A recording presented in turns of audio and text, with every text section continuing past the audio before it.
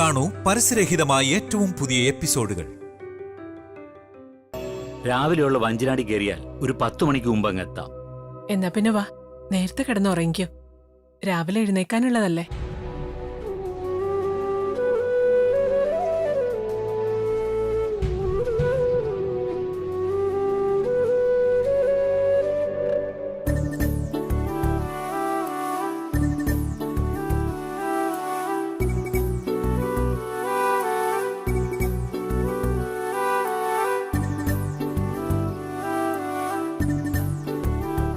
വിളിക്കുന്നില്ലല്ലോ, വിളിച്ചാലോട്ട് കിട്ടുന്നുമില്ല. ഏത് നേരവും out of range. എന്താ ഇത്ര വലിയ ആലോചന? എനിക്കറിയാം ആരാ മനസ്സിലെന്ന്. ഇനിയിപ്പോ ഞാൻ കുറ്റപ്പെടുത്തുന്നൊന്നുമില്ല. ജഗനെ കാണുന്ന തെറ്റല്ല എന്ന് ഞാൻ തന്നെ പറഞ്ഞു കഴിഞ്ഞു. അതോടൊപ്പം ഞാൻ മറ്റൊരു കാര്യവും പറഞ്ഞു. കഴിയുമെങ്കിൽ ഇപ്പൊ ചെയ്തോണ്ടിരിക്കുന്ന അവന്റെ ജോലി ഒന്ന് പറഞ്ഞു നിർത്തണോന്ന്. അത് കേട്ട ശേഷം ബുള്ളറ്റിനൊരു മാനസാന്തരമൊക്കെ വന്നിട്ടുണ്ടമ്മേ. മോളെന്തിനാ എപ്പോഴും ജഗനെ ബുള്ളറ്റ് എന്ന് വിളിക്കുന്നത്? അങ്ങനെ വിളിക്കാനാ എനിക്കിഷ്ടം. അത് കേൾക്കുന്നതേ പുള്ളിക്കാരന് വലിയ ഇഷ്ടാ. പിന്നെ ഇപ്പോഴത്തെ ജോലി ബുള്ളറ്റ് ഉപേക്ഷിച്ചെന്നറിഞ്ഞാ അടുത്ത നിമിഷം വെട്ടേറ്റ് വീഴുന്നാ പറയുന്നത്. അത് പറച്ചിലല്ലോ, സത്യമല്ലേ? എന്റെ ജീവിതത്തില് ഞാൻ ഇത്രയും നല്ലൊരു ചെറുപ്പക്കാരനെ കണ്ടിട്ടില്ല. നമ്മളെ നശിപ്പിക്കാൻ വേണ്ടി ചിലരിറങ്ങി പുറപ്പെട്ടപ്പോ നമ്മളെ മനസ്സിലാക്കുന്ന, നമ്മളെ അറിയുന്ന ചിലരെ നമുക്ക് കിട്ടി. ജഗനെയും ജയലാലിനെയും പോലെയുള്ളവര്. അത് നമ്മുടെ നിസ്സഹായാവസ്ഥ കണ്ട് ദൈവം നമുക്ക് തന്ന പാരിതോഷികമാണെന്ന് കരുതാം. ഇന്ന് ജഗേട്ടൻ ഇല്ലായിരുന്നെങ്കിൽ നമ്മളില്ല, അതെനിക്ക് ഉറപ്പാ അമ്മ. ഏതായാലും നാളെ തന്നെ ആ കറണ്ട് സുനലിനെ ഒന്ന് കാണണം. എന്നിട്ട് ജഗേട്ടൻ എന്താ പറ്റിയെന്ന് ചോദിക്കണം. ഞാൻ ഒരുപാട് തവണ ജഗനോട് പറഞ്ഞിരുന്നതാ ഒരു ദിവസം ഇവിടെ വന്ന് ഭക്ഷണം കഴിക്കണമെന്ന്. പക്ഷേ ഇതുവരെ വന്നിട്ടില്ല. അത് ഞാൻ കൊണ്ടുവന്നോളാം.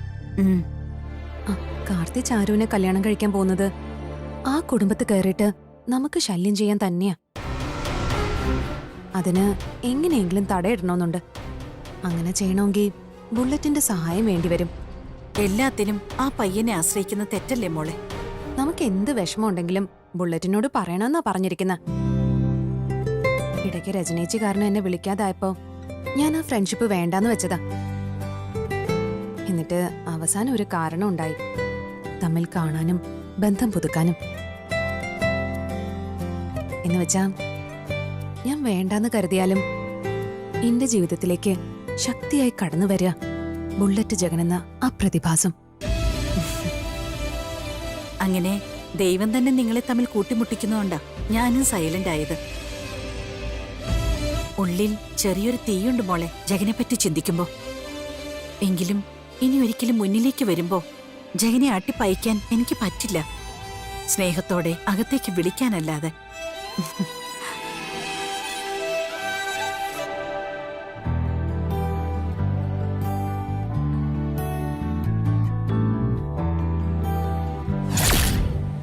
നിന്റെ അണ്ണനെ കുറിച്ചൊരു വിവരം ഇല്ലാത്തതുകൊണ്ടാ നിന്നെ കാണോന്ന് പറഞ്ഞത്. അണ്ണൻ എവിടെ പോയെന്ന് പറയുന്നതിന് മുമ്പ് ചേച്ചി ഫോൺ വെച്ചല്ലോ. പറ, ബുള്ളറ്റ് എവിടെ പോയിരിക്കുക? ബുള്ളറ്റ് കൊണ്ട് മലയ്ക്ക് പോയിരിക്കുക. മലയ്ക്കോ? ഏത് മലയ്ക്ക്? ശബരിമലയ്ക്ക്. ബുള്ളറ്റ് ഭക്തിമാർഗമൊക്കെ സ്വീകരിച്ചോ? എനിക്കിതില്ലാത്തതുകൊണ്ടാ ഞാൻ പോകാതിരുന്നത്. എരുമേലി വരെ ബുള്ളറ്റിൽ പോവും, പിന്നെ കാൽനടയായി കാട്ടിലൂടെ പോകുന്നാ പറഞ്ഞത്. അതെന്താ പെട്ടെന്ന് അങ്ങനെ തോന്നാനുള്ള കാരണം ചേച്ചി തന്നെ. ഞാനോ? ആ, ചേച്ചി അല്ലാതെ വേറെ ആരും ഇപ്പോൾ അണ്ണന്റെ മനസ്സിലില്ലല്ലോ. പിന്നെ ചേച്ചിയുടെ അമ്മയും പറഞ്ഞു കഴിഞ്ഞു. എന്തു പറഞ്ഞു?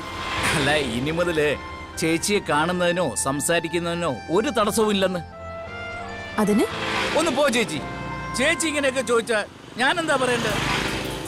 ഏതായാലും അണ്ണനും മൊത്തത്തിലൊന്ന് മാറണമെന്നൊക്കെ ഉണ്ട്. അത് ചേച്ചിയായിട്ട് ഒന്നിച്ച് ജീവിക്കാൻ തന്നെയാ. ദേ, ഇങ്ങനൊന്നും പാടിക്കൊണ്ട് നടക്കരുത് കേട്ടോ. ഞാൻ അങ്ങനെ ഒരു കാര്യത്തെപ്പറ്റി ചിന്തിച്ചിട്ടേ ഇല്ല.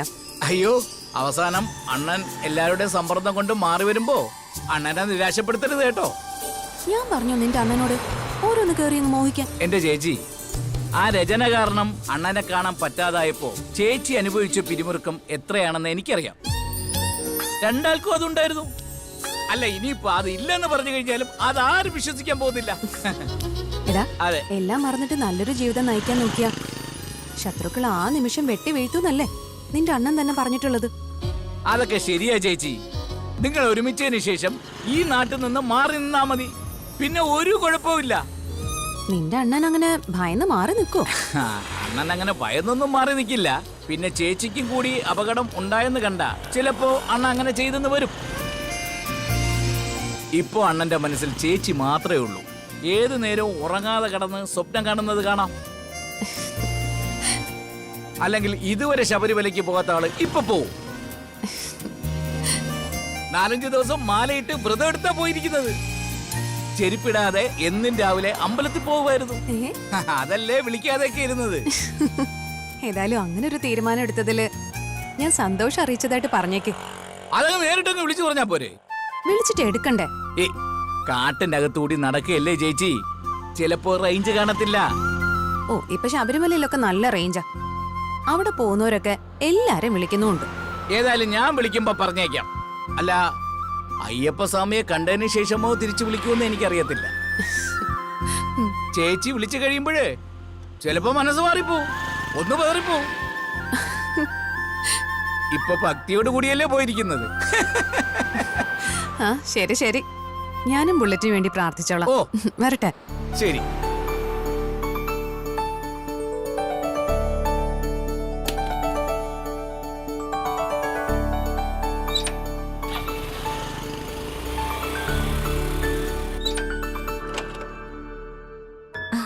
എന്തായി, കാണാൻ പോയ ആളെ കണ്ടോ? ഇല്ല, അയാളുടെ കൂട്ടുകാരനെ കണ്ടു. ആരെ? കരണ്ട് സുനിലിനെയോ? ആ, അതെ. ജഗൻ എവിടെ പോയി? അതാണ് രസം. ആള് മാലയിട്ട് മലയ്ക്ക് പോയിരിക്കുക. എരുമേലിന്ന് നടന്നു പോയെന്നാ പറഞ്ഞേ. അങ്ങനെ ദൈവത്തിലൊന്നും അത്ര വിശ്വാസമുള്ള ആളായിരുന്നില്ലല്ലോ. ഇപ്പോ ജഗേട്ടൻ ഒരു മാറ്റത്തിന്റെ പാതയില. അതിന് കാരണക്കാരി എന്റെ അമ്മയാ. പിന്നെ ഞാനും ഉണ്ടെന്ന് കൂട്ടിക്ക. എന്ന് വെച്ചാ ഒരു കുടുംബം ഒന്നും വേണ്ടാന്ന് പറഞ്ഞ് നടന്നിരുന്ന ആളിപ്പോ അതേപ്പറ്റി ചിന്തിച്ചു തുടങ്ങിയെന്ന് അർത്ഥം അല്ലേ? ഉടനെ ഒരു കല്യാണം നടക്കുവോ? ഏയ്, അതേപ്പറ്റിയൊന്നും ഞാൻ ചിന്തിച്ചിട്ടില്ല. പിന്നെ ബുള്ളറ്റ് അതൊക്കെ സീരിയസ് ആയിട്ട് എടുത്തോന്ന് എനിക്കറിയത്തില്ല. ഒന്ന് ചുമ്മാതിരിക്കും മോളെ. ജഗൻ നിന്നെ സ്നേഹിക്കുന്നതിനേക്കാൾ കൂടുതൽ നീ തിരിച്ചു സ്നേഹിക്കുന്നില്ലേ? എന്താ ഒന്നും മിണ്ടാത്തെ? എനിക്കറിയാം നിന്റെ മനസ്സ്. നീ അതിന്റെ 100 ഇരട്ടി ജഗനെ സ്നേഹിക്കുന്നുണ്ട്. ജഗന്റെ കാര്യവും മറിച്ചൊന്നുമല്ല, അയാൾക്ക് നിന്നെ ഒത്തിരി ഇഷ്ടമാ. ഈ ബന്ധം ഒരിക്കലും വിട്ടുകളയരുതെന്നാ എനിക്ക് പറയാനുള്ളേ. ഇതുപോലുള്ള ആണുങ്ങളെ വല്ലപ്പോഴും കൂടിയേ കണ്ടുമുട്ടാൻ പറ്റൂ. അവരുമായിട്ട് നമുക്ക് അടുക്കാൻ പറ്റൂ. അത് ശരിയാ. നിങ്ങളുടെ അമ്മ നല്ലൊരു അമ്മയാ. അതുകൊണ്ടാ ആ അമ്മയുടെ പ്രാർത്ഥന പോലെ ചില നല്ല ആൾക്കാര് നിങ്ങളുടെ അരികിലേക്ക് വരുന്നതും. ദീപയ്ക്ക് ലാലേട്ടനെ പോലൊരാളെ കിട്ടിയില്ലായിരുന്നെങ്കിൽ ദീപയുടെ ജീവിതം നരകമായേനെ. ഒരു തെറ്റും ചെയ്യാത്ത അവള് ഞാൻ കാരണം ജീവിതകാലം മുഴുവൻ കണ്ണീര് കുടിച്ചേനെ. അതെനിക്ക് ഒരു തീരാ വേദനയായേനെ. ഇപ്പൊ ഏതായാലും അതിന്നൊക്കെ രക്ഷപ്പെട്ടല്ലോ. ജീവിതം മാറി മറിയുന്നത് എങ്ങനെയൊക്കെയാന്ന് ആലോചിക്കുമായിരുന്നു ഞാൻ. കാർത്തിയുമായിട്ട് ആദ്യമായിട്ട് ഇടഞ്ഞപ്പോഴാ ഒരു ദൈവദൂതനെ പോലെ ബുള്ളറ്റ് ജഗൻ പ്രത്യക്ഷപ്പെട്ടത്. അന്ന് മാന്യനായ ആരോഗ്യമുള്ളൊരു ചെറുപ്പക്കാരൻ എന്ന് മാത്രമാ കാർത്തിയെ തല്ലി ഒതുക്കിയ ബുള്ളറ്റിനെ പറ്റി ഞാൻ ചിന്തിച്ചത്. പിറ്റേന്നത്തെ പത്രം നോക്കിയപ്പോഴാ ആളാരാണെന്ന് മനസ്സിലായത്. ബുള്ളറ്റ് ജഗനെ പറ്റി അതിനു മുന്നേ ഞാൻ കേട്ടിട്ടുണ്ട്. പക്ഷെ അയാളാണ് തലേ ദിവസം എന്നെ രക്ഷിച്ചതെന്ന് അപ്പോഴാ ഞാൻ അറിയുന്നത്. അന്ന് മുതൽ തുടങ്ങിയ സൗഹൃദം പിന്നീട് സത്യം പറഞ്ഞ എന്റെ ജീവിതത്തിന്റെയും കുടുംബത്തിന്റെയും ഒരു ഭാഗമായി മാറി ബുള്ളറ്റ്. നിങ്ങളെ തമ്മിൽ ഒന്നിപ്പിക്കണമെന്ന് ദൈവം തീരുമാനിച്ചു കഴിഞ്ഞു. അതുകൊണ്ടാണ് അങ്ങനെയൊക്കെ സംഭവിച്ചത്. ഏതായാലും മല ചവിട്ടിയിട്ട് വരട്ടെ, ഒന്ന് കളിയാക്കണോ ആളെ.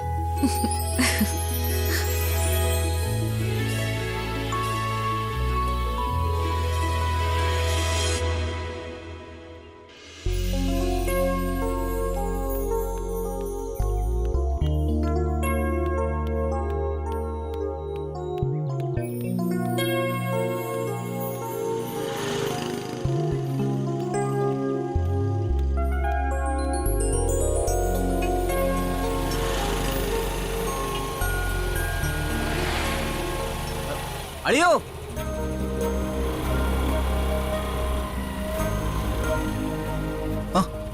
നീയോ? നീ എന്താ ഇവിടെ കിടന്ന് കിടക്കുന്നത്? പിന്നെ ഞാൻ എവിടെ കിടന്ന് കറങ്ങാൻ അളിയ? അളിയന്റെ വീട്ടിൽ ചെന്നപ്പോ ദീപ പറഞ്ഞു രാവിലെ നടക്കാൻ ഇറങ്ങിയെന്ന്. നീ എന്തിനാണ് എന്റെ വീട്ടിലോട്ട് കയറി വരുന്നത്? എല്ലാം അവസാനിപ്പിച്ചിട്ട് ഞാനും ദീപ അവിടുന്ന് ഇറങ്ങിയതല്ലേ? അമ്മായി അമ്മായിയുടെ പെമ്മക്കളുമായിട്ട് നിങ്ങൾക്ക് പ്രശ്നമുണ്ടെന്ന് കരുതി ഞാൻ എന്തിനാളിയാ നിങ്ങളോട് പിണങ്ങുന്നേ? എനിക്ക് നിങ്ങളോട് ഒരു പ്രശ്നവും ഇല്ല. ജോലിയും കൂലിയും ഇല്ലാതെ നീ എങ്ങനെയാടാ ജീവിക്കുന്നത്? ജീവിതമാർഗം തേടിയാണ് അളിയ ഞാൻ ഇറങ്ങി തിരിച്ചിരിക്കുന്നത്. എനിക്ക് ചെറിയ ചെറിയ സഹായങ്ങളൊക്കെ ചെയ്യാൻ അളിയന് കഴിയും. നിനക്കെന്ന് വീട്ടിൽ വന്നപ്പോ കുറച്ച് പൈസ ഞാൻ തന്നായിരുന്നല്ലോ. അത് തീർന്നില്ലേ? അതുകൊണ്ടാണ് സത്യം പറഞ്ഞ ജീവിച്ചു പോകുന്നത്. അളിയൻ മാസാമാസം എന്തെങ്കിലുമൊക്കെ തന്നാ വലിയ കുഴപ്പമില്ലാതെ അങ്ങ് പോകും. അല്ലെങ്കിൽ ജീവിതം വഴിമുട്ടി പോവും അളിയ. നീ ഒരു കാര്യം ചെയ്യും, ഹേമയായിട്ടുള്ള ബന്ധം അങ്ങോട്ട് പിന്നെ അവള് വീട്ടിൽ പോന്നോളൂ. അളിയ അപ്പൊ ഞാൻ പിന്നെയും പെണ്ണ് കെട്ടണ്ടേ? നീ എന്തിനാടാ പെണ്ണ് കെട്ടുന്നത്? ഞാനൊരു ഭർത്താവാണെന്ന് പറയാൻ. യവന, നിനക്ക് നല്ല അടിയുടെ കുറവാ. ഇനി നീ ഈ നാട്ടിലേക്ക് ഞങ്ങൾക്ക് ശല്യമായിട്ട് വരികയാണെങ്കിൽ നീ ഒരുപാട് തവണ ബുള്ളറ്റിന്റെ ശബ്ദം കേൾക്കും. ബുള്ളറ്റിന്റെ കാര്യം പറഞ്ഞപ്പോഴാ അങ്ങേരെ വിളിച്ചിട്ട് കിട്ടുന്നില്ലല്ലോ അളിയ. ഈ നാട്ടിൽ നിന്നൊക്കെ അങ്ങേരെ പോയോ? ആ, പോയിട്ടൊന്നുമില്ല. ജഗം മലയ്ക്ക് പോയിരിക്ക. മലയ്ക്കോ? എന്തിനി? പണ്ട് ഹനുമാൻസ്വാമി മല പൊക്കിക്കൊണ്ടുവന്ന പോലെ പൊക്കിക്കൊണ്ടുവരാനാ? എടാ, ജഗൻ ശബരിമലയ്ക്കാണ് പോയിരിക്കുന്നത്. ബുള്ളറ്റ് ദൈവങ്ങളെയൊക്കെ പോയി കാണാറുണ്ടോ? ഇനിയിപ്പോ ജഗൻ ദൈവങ്ങളെ പോയി കണ്ടില്ലെങ്കിലും അയാളുടെ കൂടെ ദൈവങ്ങളുണ്ടാവും. അത്രയ്ക്ക് നല്ലവനാണ് ജഗൻ. അല്ല, ഈ ജഗൻ നല്ലവനാണെങ്കിൽ പിന്നെന്തിനാ ഗുണ്ടാന്ന് പേര് കിട്ടിയത്? നിന്നെ പോലെ ചില ഇത്തിക്കണ്ണികൾ ഇവിടെ ഉള്ളതുകൊണ്ട്. സദാനന്ദനെ അവന്റെ മോൻ കാർത്തിയെ പോലെ ഓരോന്ന് തഴച്ചു വളരുമ്പോ ഇവിടെ ജഗനെ പോലെ ഓരോന്ന് പൊട്ടിമുളച്ചോണ്ടിരിക്കും. ആ സദാനന്ദന് മോൻ കാർത്തിയ ഇളയ പെങ്ങളെ കെട്ടാൻ പോകുന്നത്. അവനെ അവള് കല്യാണം കഴിച്ചാലുണ്ടല്ലോ, ഒരു ചില്ലിക്കാശ് ആ കല്യാണത്തിന് ഞാൻ മുടക്കില്ല. അളിയെ മുടക്കിയാലും ശരി ഇല്ലെങ്കിലും ശരി കാർത്തിയെ തന്നെ അവള് കെട്ടും. കെട്ടിക്കോട്ടെ. അമ്മയെ പോലെ ക്രിമിനൽ മനസ്സാ അവളുടെ. അതുകൊണ്ട് അവളൊരു ജയിൽ പുള്ളിയെ തന്നെയാ കല്യാണം കഴിക്കേണ്ടത്. കൂടെ പോണം. നടത്ത അവസാനിപ്പിക്കുമ്പോഴെങ്കിലും എന്തെങ്കിലുമൊക്കെ തടയുമായിരിക്കും. അളിയോ നില്ലേ, ഞാനും വരുന്നു. അയ്യോ അളിയോ നില്ലേ, ഇവിടെ നടക്കാനും പറ്റുന്നില്ല.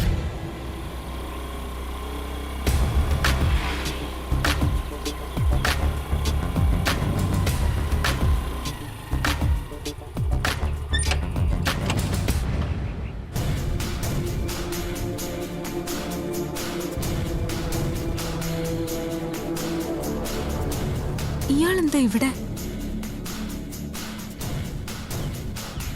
ആഹാ, നീ എന്താ ഇവിടെ? ഞാനിവിടെ താമസിക്കുന്നെ. എന്തോന്ന് നീ ഇവിടെ താമസിക്കുന്നോ? എന്താ, എനിക്കിവിടെ താമസിച്ചൂടെ? അല്ല, നീയപ്പോ ഇവരുമായിട്ട് ലോഹിത്തിലായോ? ആയി. ഇനി ഞാൻ ഈ വീട്ടിലുള്ളവർക്ക് വേണ്ടി മരിക്കാൻ പോലും തയ്യാറാ. ഷടാ, എന്താ നിനക്കൊക്കെ പറ്റിയെന്ന് മനസ്സിലാവുന്നില്ലല്ലോ. അത് മനസ്സിലാക്കി തരേണ്ട കാര്യമൊന്നും എനിക്കില്ല. ഇയാൾ എന്തിനാ ഇപ്പൊ ഇങ്ങോട്ട് വന്നേ? അല്ല, ദീപയുടെ അമ്മയും അനിയത്തിയൊക്കെ താമസിക്കുന്ന വീടല്ലേ ഇത്? പിന്നെ ആ പയ്യന്റെ കല്യാണം കഴിഞ്ഞൊന്നും കേട്ടു. അതുകൊണ്ട് എല്ലാവരും ഒന്ന് കാണാൻ വേണ്ടി വന്നതാ. അപ്പോഴല്ലേ ഒരിക്കലും കാണാൻ പാടില്ലാത്ത നിന്നെ ഇവിടെ കണ്ടത്. ഇനി എപ്പ വന്നാലും ഞാൻ ഇവിടെ തന്നെ കാണും. എന്താ മോളെ? ഇയാള് കയറി വന്ന് സംസാരിക്കായിരുന്നു, എല്ലാരെയും കാണാൻ വന്നാണെന്ന്. എന്റെ മോളും മരുമോനും നിന്റെ അമ്മായിമ്മയുടെ വീട്ടിൽ നിന്ന് പുറത്തു വന്നല്ലോ. പിന്നെ നിനക്കെന്താ ഇവിടെ കാര്യം? ഞാൻ ദീപയെ ഒരുപാട് ദ്രോഹിച്ചിട്ടുണ്ട്. അതിന് മാപ്പ് പറയാൻ വേണ്ടി വന്നതാ. മാപ്പൊന്നും പറയണ്ട. ഇനിയെങ്കിലും താൻ നന്നായിട്ട് ജീവിച്ചാ മതി.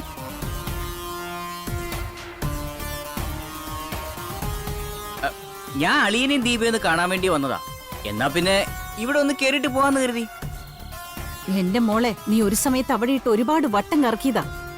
എന്റെ സ്വഭാവത്തിനെ അവിടെ വന്ന് നിന്നെ വലിച്ചിറക്കിയിട്ടേ നിന്റെ കരണത്തടിക്കേണ്ടതാ. പിന്നെ ഞാനത് ചെയ്യാതിരുന്നതേ ജയലാലിനെ ഓർത്തിട്ടാ.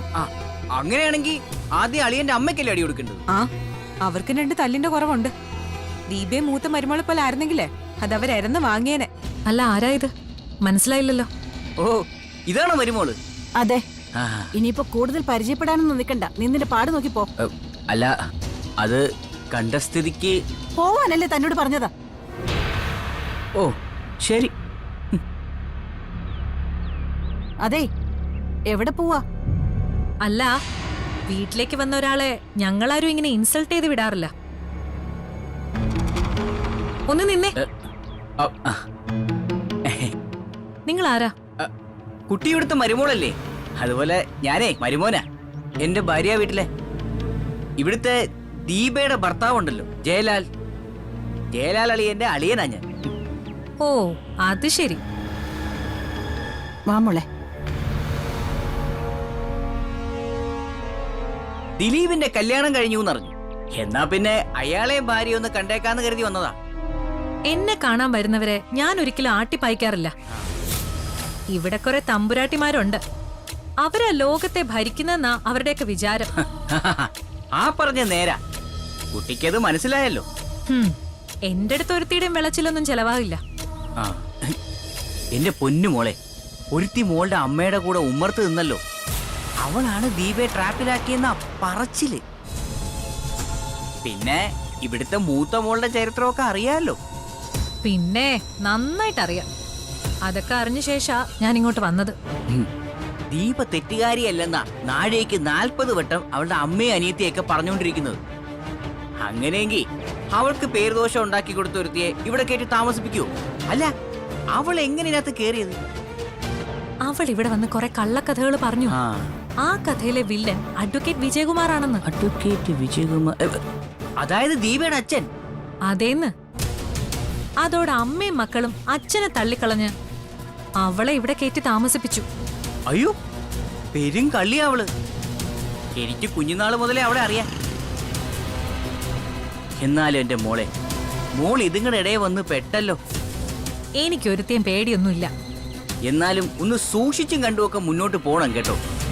തരം കിട്ടിയ ആത്മാഭിമാനം തല്ലിക്കെടുത്തുന്ന ആൾക്കാരാ. ഇപ്പൊ എന്നോട് ഇവിടുന്ന് ഇറങ്ങിപ്പോവാൻ പറഞ്ഞില്ലേ വില്ലേജ് ഓഫീസർ? അവര് സസ്പെൻഷനില്ല. അമ്മയും മക്കളും ഒക്കെ അഴിഞ്ഞാട്ടക്കാരികളാ.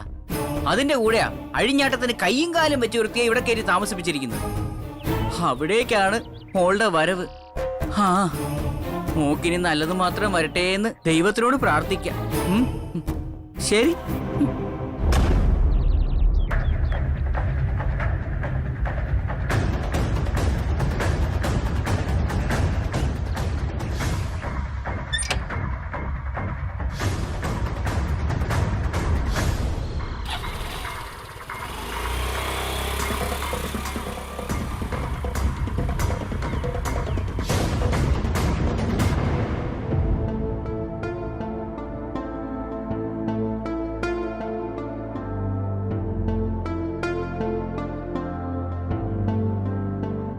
പോയോ അവൻ? നിനക്ക് പറ്റിയ കമ്പനിയാ. ഓ, അതുകൊണ്ട് തന്നെയാ ഞാൻ സംസാരിച്ചോണ്ട് നിന്നെ. വീട്ടിലേക്ക് വരുന്ന ഒരാളെ ആക്ഷേപിച്ച് വിടേണ്ട ഒരു കാര്യവും എനിക്കില്ല. പ്രത്യേകിച്ച് എന്നെ കാണാൻ വന്ന ഒരാളെ. അവനൊരു ഫ്രോഡാ. അയാള് പറഞ്ഞതേ നീയാണ് നമ്പർ 1 ഫ്രോഡെന്നാ. സ്വഭാവം കൊള്ളാത്ത ആരെയും ഞാൻ എന്റെ വീടിന്റെ അകത്ത് കയറ്റി താമസിപ്പിക്കാറില്ല. ഹാ, അതെനിക്ക് വന്നപ്പോഴേ മനസ്സിലായി. അയാള് ചോദിച്ചതേ ചോദിക്കേണ്ട കാര്യങ്ങൾ തന്നെയാ. നിങ്ങളുടെ മൂത്ത മോളെ ചതിച്ചത് ഇവളല്ലേ? അങ്ങനെയുള്ള ഒരുത്തി ഇവിടെ കയറ്റി താമസിപ്പിച്ച ആരായാലും വിമർശിക്കും. ചെയ്തത് തെറ്റാണെന്ന് മുഖത്ത് നോക്കി പറയും. രജനി എന്തുകൊണ്ട് തെറ്റ് ചെയ്തു എനിക്ക് ബോധ്യപ്പെട്ട് കഴിഞ്ഞു. അവളുടെ ഭാഗത്തെ ന്യായവും മനസ്സിലായി. ഇനി അതേപ്പറ്റി നീ കൂടുതൽ സംസാരിക്കണ്ട. നിങ്ങളും നിങ്ങളുടെ മക്കളും ഇവളും ഒക്കെ കണക്കാ. നിങ്ങളുടെ മോള് കല്യാണം കഴിച്ചൊരു വീട്ടിൽ ചെന്നല്ലോ. എന്നിട്ട് എന്താ ചെയ്തത്?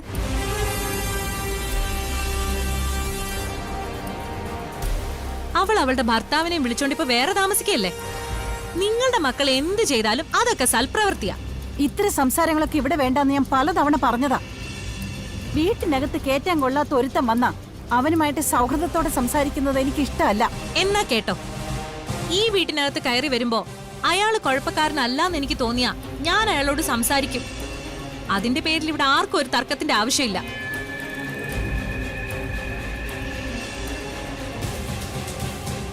വഴക്കുണ്ടാക്കാൻ തന്നെ അമ്മേ നയനയുടെ പുറപ്പാട്.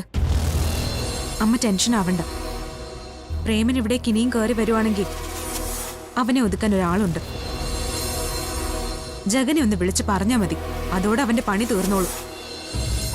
അതൊന്നും വേണ്ട മോളെ. പ്രേമൻ ഒരു കഴിവ് കെട്ടവനാ.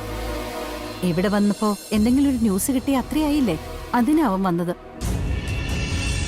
ഇപ്പൊ അവന് മനസ്സിലായി അവന്റെ കൈ പിടിക്കാൻ ഒരാളുണ്ടെന്ന്. അതുകൊണ്ട് ഇനി അവൻ വരും അമ്മേ. അത് ഒഴിവാക്കാനാ ജഗന്റെ സഹായം തേടണമെന്ന് ഞാൻ പറഞ്ഞത്. തൽക്കാലം ഒന്നും വേണ്ട മോളെ. ഏതായാലും അവൻ വന്നതുകൊണ്ട് മോളിവിടെ ഉണ്ടെന്ന് മനസ്സിലായല്ലോ. നമുക്ക് ദേഷ്യമുള്ളവനാണെന്ന് അറിയാവുന്നതുകൊണ്ട് തന്നെയാ നയൻ അവന്റെ പിന്നാലെ പോയത് സംസാരിക്കാൻ. അതങ്ങനെ ഒരു ജന്മമായിപ്പോയി.